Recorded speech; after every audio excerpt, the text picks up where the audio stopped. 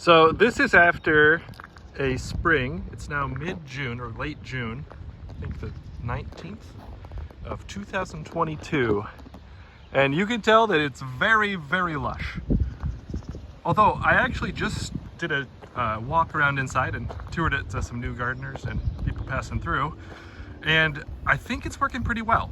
So I was here really early in the spring, a couple times, only one time with loppers. So I did a little bit of pruning, but you can see the comfrey is really coming in. And you know, it's kind of going over the path, but that's kind of desirable.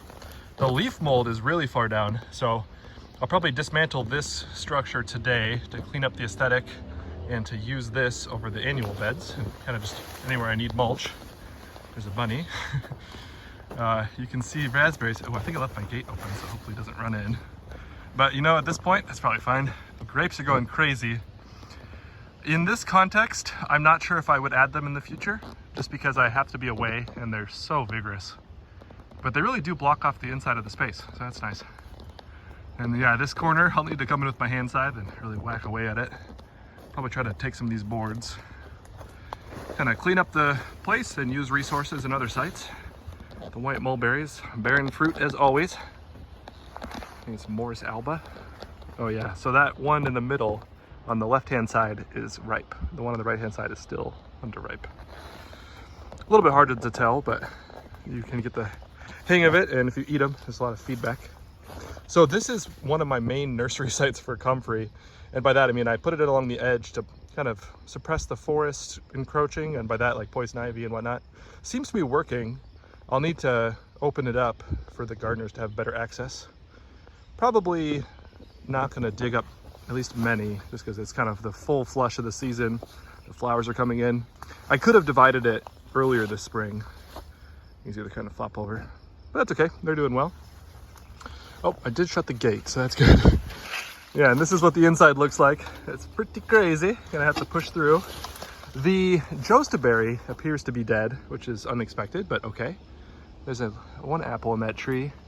Doesn't look like the peach tree is bearing fruit this year, but it is just a beautiful tree. So probably next year it'll make a huge flush. And this one is also recovering really well. I don't see any fruit on it, but that's okay. The honeyberry seems like it's done for the season, so I must have missed it. But we'll see if maybe there'll be some honeyberries coming up from the down below, or maybe the birds will plant them.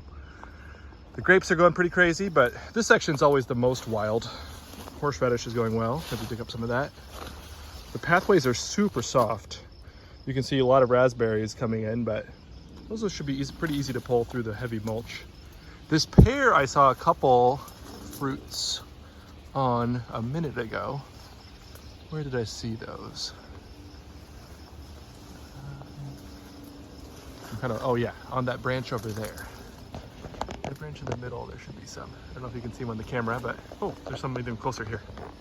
Nice. So yeah, this is actually the first of any kind of pear in the garden. So that's pretty exciting. The Kernza looks really nice. I think, actually that one looks like wheatgrass. I don't know if that's Kernza. Back here, over here is Kernza. Yeah, this actually looks like wheat. I don't remember planting wheat, but I may have. This is Kernza. And perhaps, oh, actually the seed heads are totally different, so probably not the same plant. But this is definitely where I put it, so that's pretty exciting. Now, interestingly, in this annual space, obviously it's overgrown, right? Not a huge deal, but it is predominantly lamb's quarters, which I've been seeding over the years. And this is perfect, because it'll be really easy to chop down, give a nice green mulch. There should be some walking onions, I think, underneath here, ultimately. Some thistle, some willows, which have also been really easy to pull out. I probably would prefer if it didn't run like this, but I can use them in other plantings around, in Iowa City, for example. So it's not the end of the world. And when you catch them at this stage, I can just pull it up without too much effort and stick them in the pond for now. Long term, I want to take out that pond, but I don't know if I'll get to that today. Seems like there's a lot of chopping and dropping to do. The corn cage is filled also with lamb's quarters. I'll look around. I'm hoping there's some, I see some air potato or whatever they call it, Chinese yam. I think that's in the back. There should be some Appios americana around, so I'm gonna look for that. Hopefully I can transplant that out. Oh, so this apricot tree died, but look how nice that bergamot plant is. That's gonna be just absolutely beautiful soon. It is a shame to see this dead, but it had some rot in the back, so Looks like maybe this is barely alive at the top, but I'll probably chop it out. Oh, look at that dragonfly perch. So, you know, they still function, but in this context, I'm actually trying to clean it up for the community garden. So I probably will just take it out. If it were on a different property, I probably would thin it, but leave some structure for the insects. But yeah, so I just wanted to get a quick look of what a 6-year food forest looks like when abandoned for the first part of the season. And it has been a nice and wet year, which is nice. So this is very lush in this context. All right, let's get to work.